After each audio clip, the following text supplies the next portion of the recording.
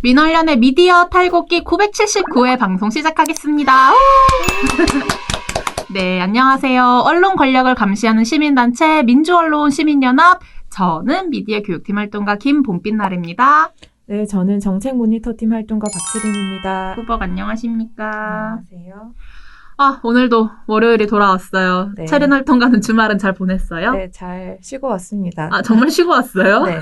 우리 맨날 미디어 이슈 브리핑 할 때 항상 토요일, 일요일 내용까지 추가 팔로우업을 하느라 우리 박세린 활동가가 주말에도 일을 하는 걸로 제가 알고 있어서. 근데 봄빛날의 활동가와 저희 인턴분이 많이 도와주셔가지고 맞아요. 제가 여유가 좀 많이 생겼습니다. 예, 다행입니다. 꾸벅 다행이고요. 감사합니다. 그래도 오늘 그러면 박세린 활동가가 준비한 미디어 이슈 브리핑 3가지 이야기 나눠볼 텐데요. 어떤 이야기부터 할까요? 제일 아마 우리 시청자분들이 관심을 가지고 있을 초미의 관심사 윤석열 전 검찰총장 이야기부터 한번 해볼까요? 네. 윤석열 검찰총장, 이제는 뭐 전 검찰총장이죠. 사퇴를 했으니까요. 실은 검찰총장 자리에 내려오면서부터 전 당연하게 이런 보도 나올 거라고 생각했어요. 어떤 보도냐? 대권주자다. 윤석열 전 검찰총장은 이제 우리 2022년에 열릴 대선의 대권주자다. 이런 보도 당연히 쏟아지겠다. 이거는 뭐 예상을 할 수 있었던 것이었는데, 그런데 좀 도를 넘어서 언론이 만들어주는 대권주자 이렇게 떠오르고 있어서 이 지점들에 대해 한번 이야기 나눠보도록 하겠습니다. 물론 언론이 메이킹을 해주는 것이 아니라 진짜 여론이 그렇게 모였다라고 말할 수 있는 여론조사 결과가 최근에 있기는 했습니다. 한국사회여론연구소에서 윤석열이 지지율 1위를 달성했다 밝혔는데요. 이 지지율 보도 당연히 웬만한 언론에서는 다 했을 것 같아요. 어때요? 네, 말씀하신 여론조사는 한국사회여론연구소가 TBS 의뢰를 받아서 윤석열 전 검찰총장 사퇴 다음 날인 3월 5일부터 실시한 차기 대권주자 적합도 조사를 한 건데요. 네. 여기에서 윤 전 총장은 32.4%로 가장 높은 지지를 받았고요. 그 다음으로 여권 유력주자인 이재명 경기지사가 24.1%, 이낙연 더불어민주당 대표가 14.9%입니다. 한국사회여론연구소가 지난 1월 22일에도 윤 전 총장 관련해서 지지율 조사를 했었거든요. 1월 달에도요? 네. 그때보다 17.8%포인트 상승한 수치입니다. 그래서 보면 이재명 경기지사하고 지지율 격차가 8.3%포인트인 건데, 네. 이거는 이제 오차 범위를 넘어서서 앞선 거라고 생각해서 이제 좀 유의미한 수치라고 볼 수 있고요. 이제 오차 범위를 넘어섰기 때문에 이제 이재명 경기지사보다 확실히 높은 지지율을 받고 있다라고 얘기를 할 수 있고요. 그리고 올 초부터 이재명 경기지사는 쭉 1위를 달려왔었거든요. 네. 그런데 이제 윤 전 총장이 사퇴하고 난 이후부터 이제 1위를 증극을 한 겁니다. 그래서 좀 어떻게 보면은 충분히 주목할 만한 여론조사이기 때문에 언론들도 대부분 다 이 보도를 실었어요. 그래서 이 조사가 발표된 다음 날인 9일에 8개 신문 지면 매체를 살펴봤어요. 보니까 한겨레, 매일경제, 동아일보가 일면에 실었고요. 네. 그리고 한국일보, 한국경제, 중앙일보, 조선일보, 경향신문 모두 다 비중 있게 다뤘습니다. 그래서 8개 매체가 다 다뤘다고 할 수 있고, 네. 또 방송을 살펴보면요. 지상파 3사 방송사 중에 SBS가 톱으로 네. 8일날 보도를 했어요. 그리고 같은 날 KBS와 MBC도 다뤘는데 KBS는 6번째, MBC는 22번째 보도로 이 사안을 다뤘습니다. 네.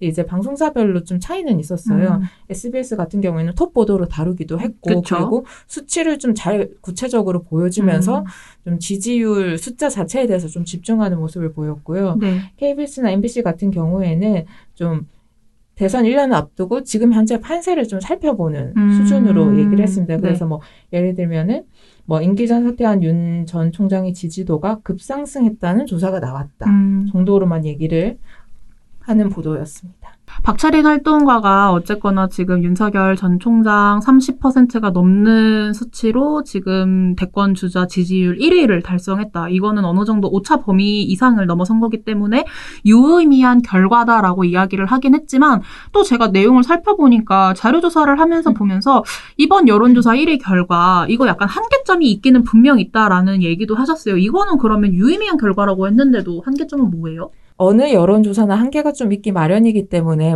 조사 방식이라든지 조사 시기라든지 이런 거는 좀 유의해서 살펴볼 필요가 있는데요. 그러니까 8일날 윤석열 전 총장이 지지율 1위를 했다라는 여론조사가 2개가 발표가 됐어요. 하나가 아니었군요. 네. 저희는 한국사회여론조사연구소에서 발표한 것만 처음에 말씀드렸는데 다른 곳에서도 1위를 했어요. 근데 이제 이 두 개의 여론조사가 공통점이 있습니다. 뭐죠? ARS 방식을 썼다는 건데요. 네. 그러니까 여론조사를 할 때는 ARS 방식도 있지만 전화 면접 방식도 그쵸. 있어요. 그래서 그런 것들을 좀 고려해서 살펴볼 필요가 있는데 이번 여론조사 말고 연초에도 윤석열 전 검찰총장에 대한 지지율 조사가 있었거든요. 네. 그래서 한국갤럽을 포함해서 12개 많이도 했네. 여론조사를 했는데 이제 12개 중에서 3곳은 ARS를 썼고요. 네. 그다음에 9개 기관에서는 전화 면접 방식을 썼습니다. 네. 근데 먼저 ARS를 쓴 3군데를 먼저 살펴보면은 3군데 모두에서는 윤석열 전 총장이 1위를 했어요. 네. ARS 쓴 곳에서는. 네. 근데 9개 기관에서는 모두 1위를 놓쳤어요. 그래요? 심지어 5개 기관에서는 2위도 아니고 3위로 밀려났거든요. 그래서 이 ARS하고 전화 면접 차이를 좀 유심히 살펴볼 필요가 있는데 이제 먼저 각 조사 방식의 특징을 먼저 살펴보면요. 네. 면접 조사 방식의 경우에는 이제 조사원이 직접 전화를 해요. 그쵸. 그래서 그 전화를 받으신 분이 정치 이슈에 관련해서 관심이 없더라도 계속 참여할 수 있도록 설득을 해야 돼요. 이거 좀 금방 끝납니다. 네. 이런 식으로. 잠시만 시간 내주십시오. 네. 그래서 정치에 무관심한 사람이나 응답하기 싫은 사람들도 응답할 가능성이 높아요. 네. 근데 ARS 방식의 경우에는 이제 녹음된 걸로 하기 때문에 사실 끊기도 마음 편하고 그쵸. 좀 쉬운 편이에요. 그래서 사실 ARS 방식의 경우에는 뭔가 적극적으로 참여할 만한 그러니까 적극성 있는 사람들만 참여할 가능성이 높아요. 그래서 그런 차이 때문에 ARS 같은 경우에는 좀 정치 이슈에 많은 정치 고관여층의 참여가 상대적으로 높고 또 그러다 보니까 좀 뭐라고 해야 되나 어떤 이슈가 터지면은 좀 휩쓸리기 쉬운 측면도 있어요. 그런 지점이. 그래서 윤 총장이 그 주에 특히나 뭔가 사태가 있어서 언론에 노출이 많이 됐다. 그러면은 자연스럽게 ARS에서도 지지율이 높아가는 그런 성향이 보여요. 그래서 여론조사 전문가들은 이 부분과 관련해서 이제 ARS 방식은 여론의 추이를 가늠할 수 있는 지표로는 한계가 너무 명확하다라고 지적하는 전문가들도 많습니다. 그래서 이번 여론조사의 2개가 이제 ARS 방식으로 조사했다는 점은 생각해 볼 필요가 있고요. 근데 다만 그렇다고 해서 앞에서 우리가 지지율 격차가 많이 컸다라고 했잖아요. 네. 그래서 12일 날 그러니까 3일 전이죠. 3일 전에 12일 날 한국갤럽이 100% 전화 면접으로 지지율 조사를 했습니다. 그건 또 어떻게 결과 그때는 나왔어요? 이재명 지사와 윤석열 전 총장이 24%로 동률 1위를 기록을 했습니다. 그래서 이제 윤석열 전 총장에 대한 지지율은 과대평가됐다라고 할 수는 지금은 없는 상황이다라고 평가할 수도 있을 것 같아요. 죄송해요. 제가 마지막 말을 이해 못했는데 뭐가 과대평가라고요? 예전에는 조사 방식에 한계가 있다고 해서 그렇게 막 윤석열 총장이 1위를 했지만 1위 수준까지는 아니다. 좀 과대평가됐다라고 한다면 지금은 전화 면접 조사를 했어도 1위를 기록하고 있기 때문에 더 이상 거품만으로 평가할 건 아니다. 거품이라고만 평가할 수는 없다. 네, 알겠습니다. 이렇게 좀 얘기를 해주셨는데요. 근데 지금 여론조사 결과도 이렇게 나왔고 심지어 정치계에서 러브콜도 오고 있어요. 좀 재밌는 발언이었는데 전 개인적으로 김종인 국민의힘 비상대책위원장이 별의 순간이다 라고 이렇게 평을 하셨습니다. 이거 보도 굉장히 많이 하지 않았습니까? 저 언론 보도 별의 순간이라는 단어로 굉장히 많이 본 기억이 있는데 아무래도 그러다 보니 국민의힘 소속으로 다음 대권에 나서지 않겠느냐라는 보도들로 좀 이어졌을 것 같아요. 별의 순간이다라는 표현을 김종인 비대위원장이 2차례 했는데요. 먼저 최근에는 이제 8일 날 기자들과 만난 자리에서 이렇게 얘기했어요. 윤석열 전 검찰총장이 별의 순간을 잡은 것 같다. 라는 발언을 했고요. 근데 비슷한 워딩을 1월 12일 날 CBS 김현정의 뉴스쇼에 출연해서도 얘기를 했습니다. 1월 12일이요? 네. 그때는 뭐라고 했냐면 인간이 살아가는 과정에 별의 순간이 한 번밖에 안 온다. 이런 발언을 했어요. 이게 윤 총장과 관련해서 한 거였는데 이제 윤 총장이 정치 입문을 위한 결단의 시기가 좀 다가오고 있다. 그래서 그거를 잡을 때가 이제 목전에 왔다라는 그런 말을 한 것이죠. 그래서 이런 말과 포함해서 국민의힘으로 들어가니 아니면 제3지대에서 뛰느니 해서 여러 가지 추측하는 그런 보도들이 좀 많이 쏟아지고 있는데요. 그 와중에서도 좀 단지 추측을 넘어서서 되게 과장되게 좀 미화라고 할 수 있는 수준의 그런 기사들도 많이 나오고 있습니다. 네. 저는 그런 기사가 되게 많은데요. 그중에서 저는 가장 좀 심하다라고 생각을 했던 게 이게 조선일보 팟캐스트 방송인데요. 강인선, 배성규의 모닝 라이브라는 그런 팟캐스트입니다. 처음 들어봐요. 네, 거기서 뭐라고 했냐면 이제 삭제실 사직의 변 원고를 보지 않고 외워서 발표해서 암기력이 좋은 것은 물론 플래시 세례를 받고 있는데도 무대 울렁증이 없다라고 평가를 했어요. 그래서 암기력이 아주 좋다. 뭐 이런 거를 되게 강조해서 기자가 얘기를 했는데, 근데 저는 좀 웃긴 게 뭐냐면 윤 전 총장이 그날 발표한 사직의 변 원고 분량이 문장을 세봤더니 7문장밖에 안 돼요. 심지어 기자들이 너무 빨리 답변도 안 해주고 갔다고 좀 이렇게 아쉬워하는 소리를 하기도 했는데. 그래서 저는 그런 것도 있고, 그러니까 죄송해요. 칭찬 일색이라서요. 무대 울렁증도 없다. 막 이러면서. 그래서 좀 이게 저널리즘인가, 기자가 할 만한 소리인가라는 생각도 들었고요. 네. 그리고 그런 유사한 형태도 기사를 보면 중앙일보 3월 10일자 기사인데요. 제목은 사시 구수 때도 상여맨 윤회의리, 정치선 어긋난 의리 우려. 이게 무슨 내용이냐면요. 사시구 뭐요? 그러니까 사시 구수. 네. 그러니까 윤 총장이 구수했다. 그래서 구수 때도 그러니까 친구나 선후배가 상을 당했다고 하면은 공부를 제쳐두고 상여를 맺다. 그래서 되게 의리 있는 사람이다라고 해서 제목을 써서 그 내용으로 기사를 전부 채운 거예요. 그래서 그냥 이거는 단지 뭐 예측은 저는 할 수 있다고 보거든요. 어디서 뛸까? 뭐 이런 거는 그래도 뭐 할 수 있다고 보는데 굳이 이런 것까지 기사를 써야 되나 하는 생각은 좀 들더라고요. 뭐 근데 지금 얘기해 주신 거 이렇게까지 기사를 써야 되나 이거는 저는 뭐 시작이라고 보고 실은 뭐 저희를 탄식하게 하니까 저도 동일해요. 저도 윤석열 전 검찰총장이 어쨌거나 굉장히 지지하는 분들도 많이 계시고 그분을 그러니까 본인이 정치를 안 하겠다라는 말을 안 했잖아요. 그러다 보니까 당연히 다음 뭐 대권 주자로 뛸 수 있겠다 이런 보도 당연히 나올 수 있고 그러면 초미의 관심사는 이 사람이 어떻게 뜰까? 국민의힘 소속으로 들어가냐?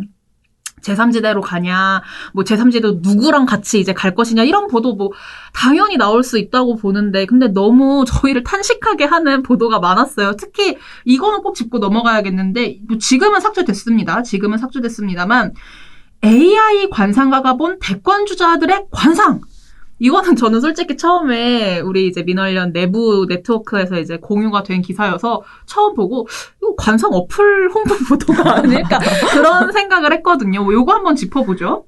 네, 헤럴드 경제가 지난 3월 8일 날 실은 기사인데요. 정확한 제목은 누가 왕이 될 상?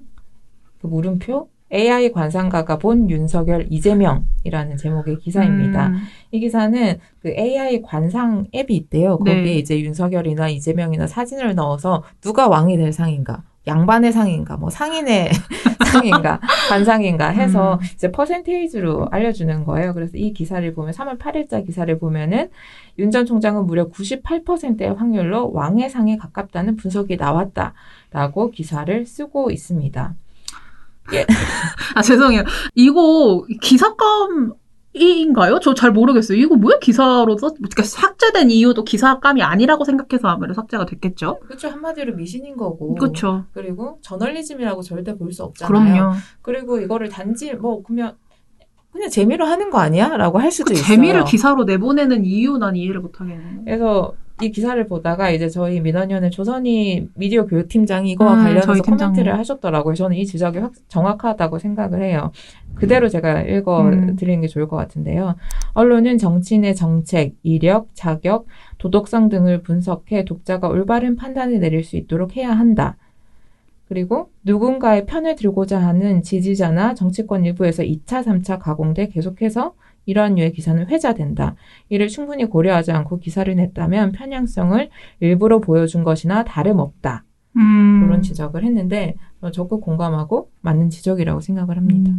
워낙 이 기사 나오고 이게 저희뿐만 아니라 많은 시민분들이 보시고도 너무 어이가 없는 기사인 거죠. 그래서 굉장히 SNS를 타고 말도 안 되는 기사가 나왔다라고 많이 풍자가 된 것으로 알아요. 지금 뭐 삭제된 게 다행이라면 다행이지만 처음부터 이런 기사가 나왔어야 하는지에 대한 좀 의문이 있습니다. 다음으로 이거 뭐 앞에서 말했던 사시구수 관련 그 중앙일보 기사가 좀 연결되는 지점도 있는 것 같은데요. 뭐 개인사를 영웅서사로 쓴 보도가 있다고 합니다. 어떤 보도들이길래 박채린 활동가가 영웅서사라고 이야기를 하셨는지? 기사를 읽어보면은 정말 우리가 옛날에 읽었던 영웅 설화, 건국 설화 이런 거 보는 네. 좀 과장해서 그런 느낌인데, 네. 그러니까 중앙일보가 3월 11일에 실은 기사입니다. 제목은 윤석열, 절이나 좀 다녀볼까?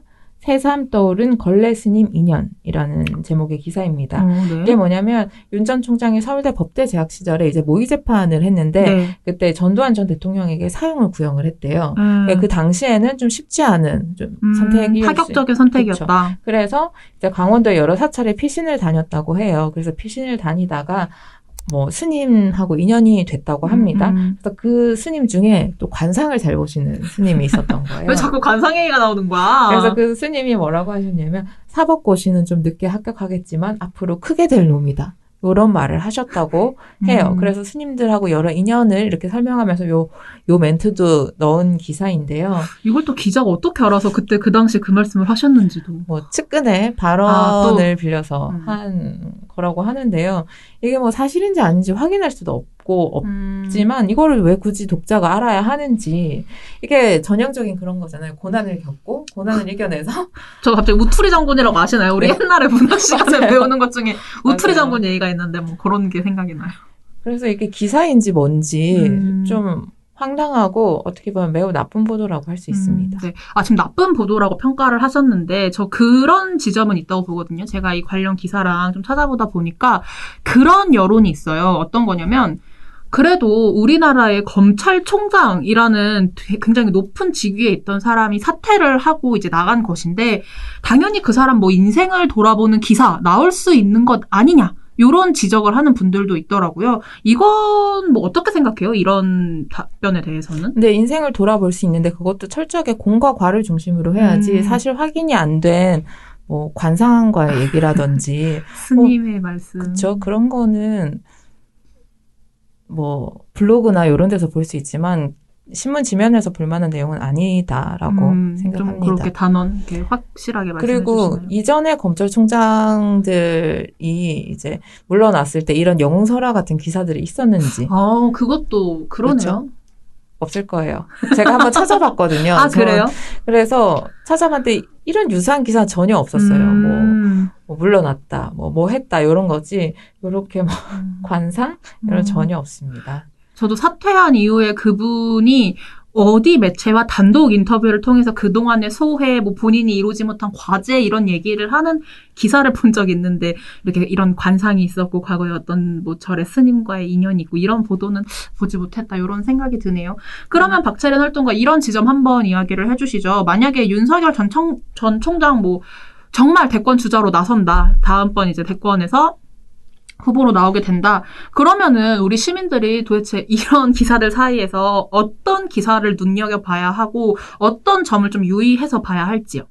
오늘 발언했던 것들, 저희가 문제점으로 지적했던 것들 중심으로 말씀드리면요. 일단은 여론조사가 계속 나올 거예요. 앞으로 1년 정도 남았는데 그 여론조사가 정말 믿을 수 있는 것인지 그리고 여론조사는 뭔가 숫자에 집중하기보다는 약간 판세, 흐름 정도 참고 자료로만 하시는 게 좋고요. 언제 또 바뀔지도 모르는 거고 그리고 그 여론조사의 수치가 확실하다고도 볼 수 없거든요. 그래서 참고 자료로만 활용을 하시고 그리고 두 번째로는 이제 언론들의 이런 과대 해석 아니면은 예전에 그런 게 있었죠. 박근혜 씨에게 아우라, 조명을 백지인 혹은 정치인이 될 가능성이 있는 사람에 대해서 언론의 평가를 좀 더 유심하게 객관적으로 평가를 한 건지 살펴보면서 기사를 읽으시면 좋을 것 같습니다. 갑자기 그때 그 보도 그거 제가 알기로 TV조선으로 기억하는데 맞아요.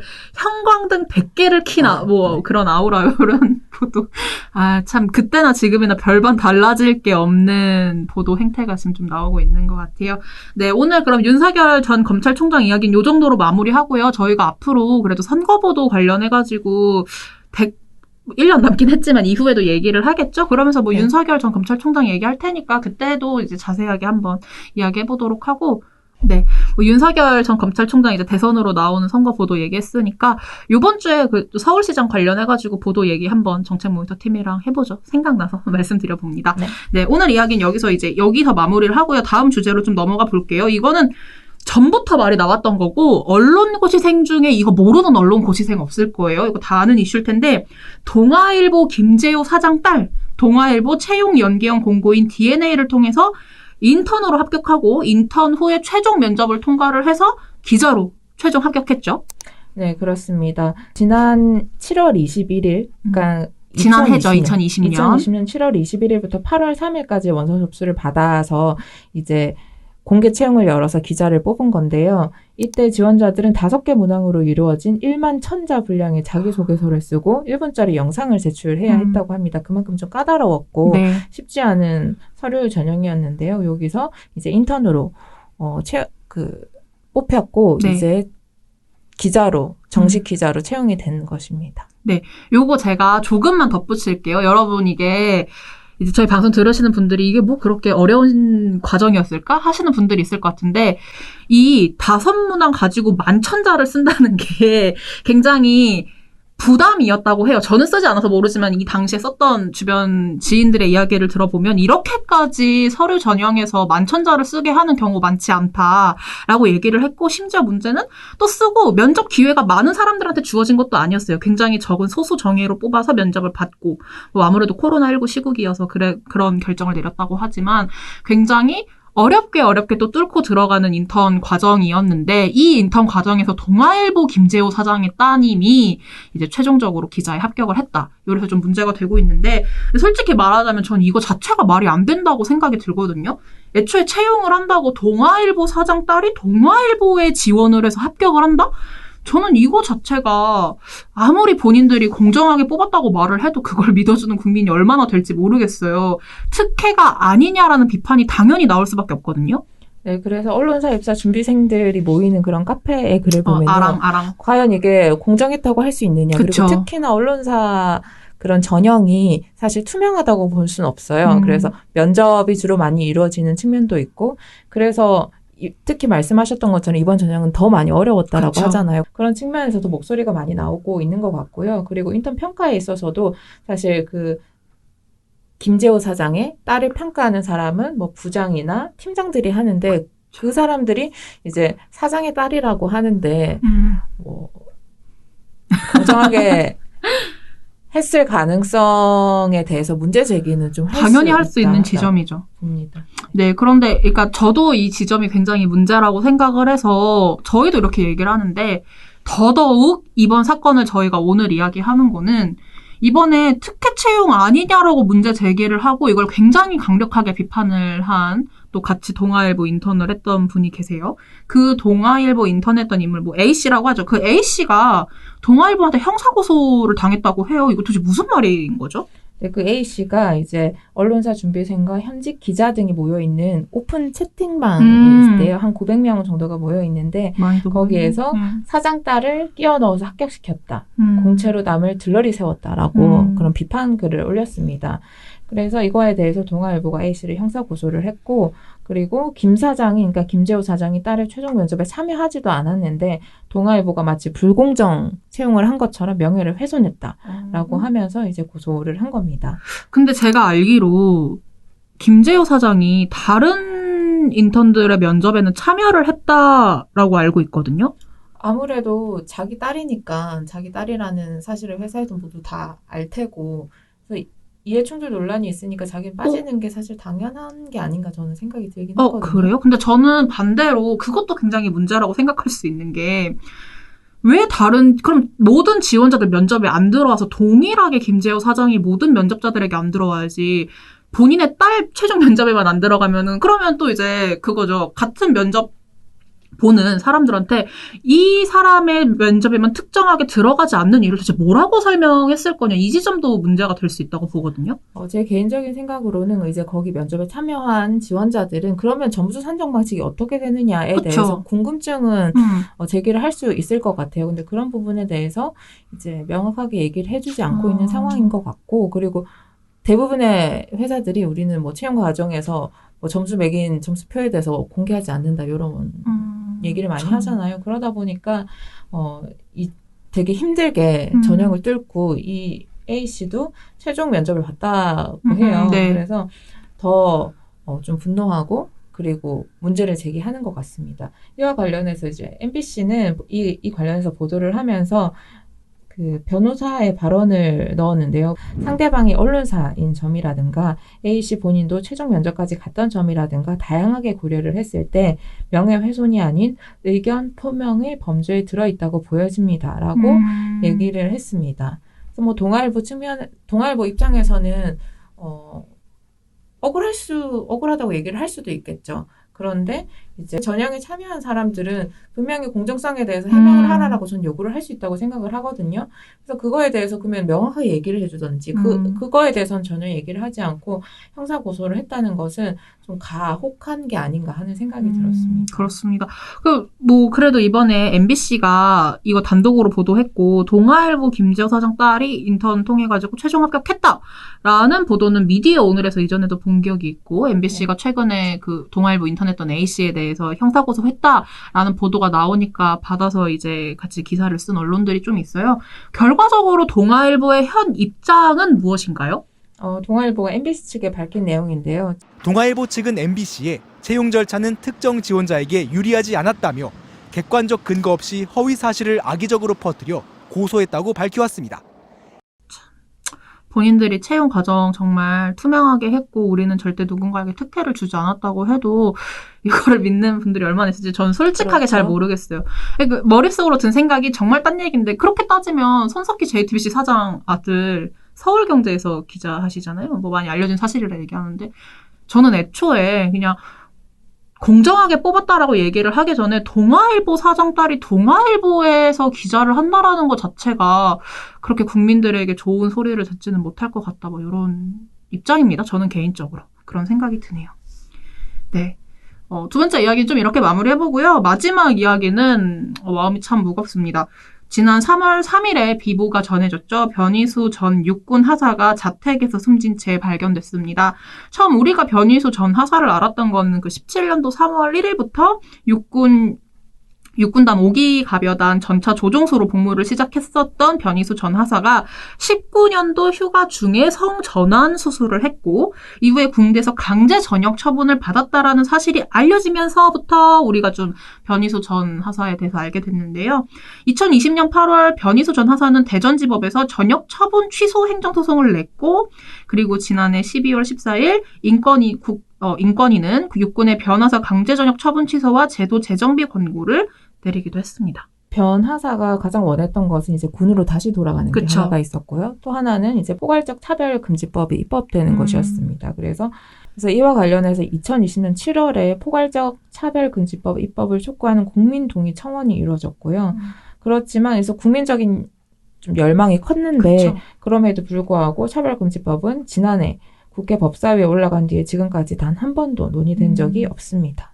포괄적 차별금지법 얘기를 해주셔서 제가 생각이 든 건데 저 또한 차별금지법 제정 문제 관련해서 몇 개의 언론이 관심 있게 다룬 거를 제외하고 많은 언론에서 그렇게 다루지 않았다는 생각이 들기도 해요.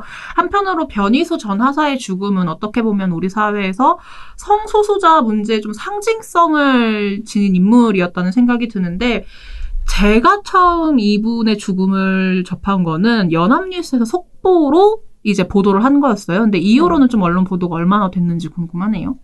제가 이제 변 하사가 3월 3일 날 사망을 하셨거든요. 네. 그래서 그 다음 날인 3월 4일부터 3월 12일까지 일단 신문을 살펴봤는데요. 단 한 건도 보도하지 않은 언론사가 있었습니다. 한국경제가 단 한 건의 보도도 하지 않았고요.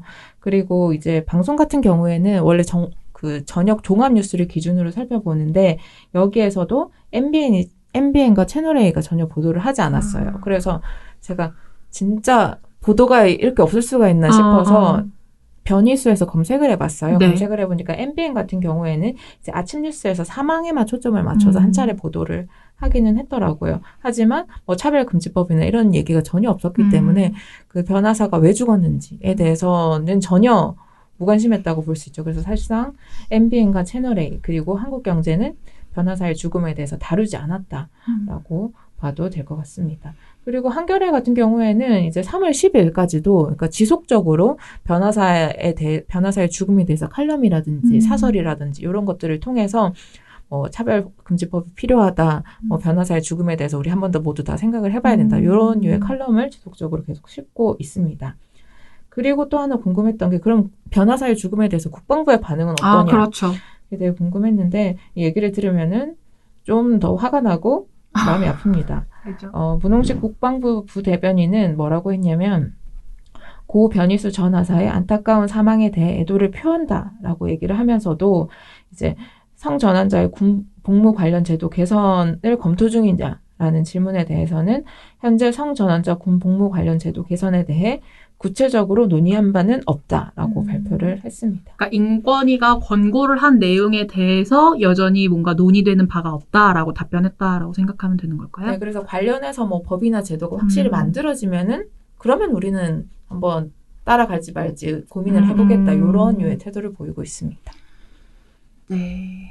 실은 뭐 우리 사회에서 성소수자 문제에 침묵하는 언론 문제는 너무나도 오래됐 부분이니까요. 뭐 봐서도 알아서도 안 될 사회 문제로 보는 시선이랑 그만큼 이 문제를 좀 회피하고 싶어하는 언론 문제 뭐 우리 꾸준하게 봐왔죠. 저는 뭐 답변을 해주실지 모르겠습니다만 최근에 SBS가 좀 문제가 됐던 거 있잖아요. 그 보헤미안 랩소디.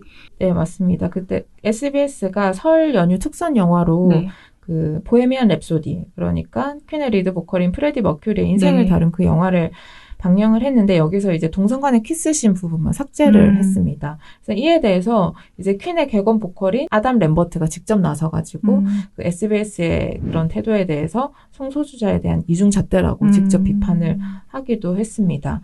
뭐 SBS 사례가 특이한 것은 아니에요. 그러니까 예전부터 뭐 방송사든 신문사든 성소수자 문제나 이런 것에 대해서 아예 보도를 하지 않는다는 뭐 논의조차 하질 않으니까요. 사람들이 그게 문제라는 인식도 못하게 되는 측면도 있죠. 뭐 방송사나 뭐 언론사에서 성소수자 문제를 다루지 않은 그 역사는 좀 오래되었다고 할 수 있는데요. 네. 제가 이제 검색해서 가장 좀 오래전 사례를 하나 가지고 왔는데요. 2012년에 이제 KBS 조이라는 채널이 있었어요. 그렇죠. KBS, 지금도 있죠. 아, 지금도 있나요? 케이블 채널인데, 그러니까 KBS 자회사라고 할 수 있죠. 거기서 이제 트랜스젠더를 소재로 토크쇼를 하나 만들었어요. XY 그녀라는 제목인데, 이제 그게 방송을 1회 하고 나서 시청자들의 항의가 있으니까 바로 이제 방송 중단을 해버렸거든요. 저는 그게 필요하다라고 생각을 하면 방송사가 좀 밀고 나갈 측면도 있는데, 일부 시청자가 항의를 했다는 이유로 바로 프로그램을 폐지해버렸어요. 이외에도 이제 EBS 까칠남녀는 이제 많은 분들이 기억을 하실 거예요. 까칠남녀 같은 경우에는 이제 성소수자 특집으로 해서 2회에 걸쳐서 방송을 하기도 했고, 상당히 호평을 얻기도 했거든요. 근데 일부 시청자가 항의를 하고, 뭐 불만을 표출하니까 이것에 대해서 이제 그 내부에서 성소수자인 은하선 작가를 퇴출을 시키니까 뭐 같이 출연했던 뭐 손아람 작가라든지 손희정 문화평론가라든지 이런 사람들이 나도 출연하지 않겠다. 그래서 이런 논란이 생기면서 까칠남녀도 폐지가 됐습니다. 뭐 이런 점들을 고민해보면 전 근데 한편으로 그런 생각도 들어요. 성소수자 문제에서는 이렇게 소극적으로 대응하고 다루는 것조차 두려워하면서 근데 막상 우리 주변 드라마 보면은 너무 자극적이고 너무 선정적이고 이런 주제를 가족들이 다 같이 볼 만한 이야기인가 싶은 것들 굉장히 많이 하거든요. 그런데 막상 그러한 것들은 방송을 여과 없이 전달하면서 우리 사회에 좀 화제로 던지고 뭔가 함께 이야기를 해야 할 성소수자 문제 같은 거에 대해서는 이런 식으로 태도를 보이고 있으니 정말 이건 이중잣대다라는 생각이 들기도 맞아요. 하네요. 그 보헤미안 랩소디 관련해서 SBS 측의 입장이 뭐냐면 선정적이었다는 거예요. 그래서 펜트하우스 이성 간의 그런 키스신도 있었다면 우리는 삭제했을 것이다라는 입장을 낸 거예요. 근데 방금 말씀하신 것처럼 펜트하우스하고 보헤미안 랩소디하고 비교하면 그 선정성이라든지 자극성이 비교도 안 되는 수준이거든요. 그래서 SBS의 그런 해명이 성소수자에 대한 차별, 편견, 혐오를 확산하고 있다라고 얘기할 수 있습니다. 네. 그 지점에서 오늘 이 방송을 준비하면서 굉장히 의도한 것도 아니었고 그쪽도 뭐 우리 준비하시는 거 알겠어요? 모르시겠지만 MBC 스트레이트에서 어제 마침 그 변희수 전 하사 죽음과 관련해서 어떻게 보면 이게 사회적 타살이 아니냐라고 이야기하는 그런 사회의 어떤 성소수자들에 대한 혐오 문제, 만연한 혐오 문제, 차별금지법에 대한 논의 이런 거에 대해서 방송을 했어서 이런 지점에 좀 관심이 있는 분들이라면 어제자 MBC 스트레이트도 한번 함께 보시면 좋겠다는 생각입니다. 고인의 명복을 빌고요. 그리고 차별 없는 세상에서 좀 편히 쉬시길 바라는 마음입니다. 한편으로 우리는 제가 이 미디어 탈곡기를 하면서 항상 느끼는 건데 누구의 죽음이 있어야지만 그 이슈가 매번 잠깐 반짝하고 사라지는 지점들이 있거든요. 그래서 참 마음도 안 좋고 이런 문제가 더 이상은 좀 없어야 하지 않나, 이제 좀 달라져야 하지 않나 그런 생각을 해봅니다. 네. 앞에서도 말씀드렸지만 언론사들이 성소수자 문제에 관해서 말을 하지 않거나 되게 소극적으로만 해왔거든요. 그 이유가 시청자들이 불편해한다라는 거였어요. 근데 물론 불편해하는 시청자들이 있을 수 있겠지만 옳은 것이라면은 그런 시청자도 설득할 수 있는 게 언론의 역할이라고 생각을 하거든요. 그래서 저는 좀 더 적극적으로, 좀 더 강력하게 성소수자 차별 문제에 대해서 언론사들이 이야기를 해야 할 때가 왔다. 그리고 너무 늦었다라고 얘기를 하고 싶습니다. 오늘 방송은 여기서 마무리하고요. 저희 월요일 미디어 이슈 브리핑을 하면서 준비했던 윤석열 전 검찰총장 대권주자로 띄워주는 보도, 그리고 동아일보 김재호 사장 딸의 동아일보 기자 합격 소식, 그리고 마지막으로 변희수 전 하사의 죽음과 이를 다루지 않는 언론 문제에 대해서 이야기해봤습니다. 수요일에는 앞서 짧게 제가 스포하고 넘어갔지만 서울시장 선거 보도 모니터 관련해서 정책 모니터팀과 한번 이야기해보도록 하고요. 화요일에는 하이라이트 방송으로 돌아올 테니 유튜브로 꼭 시청해주시길 바랍니다. 오늘 방송 여기서 마무리하겠습니다. 민원련의 미디어 탈곡기는 내일도 열심히 털어드리겠습니다. 탈탈탈 안녕.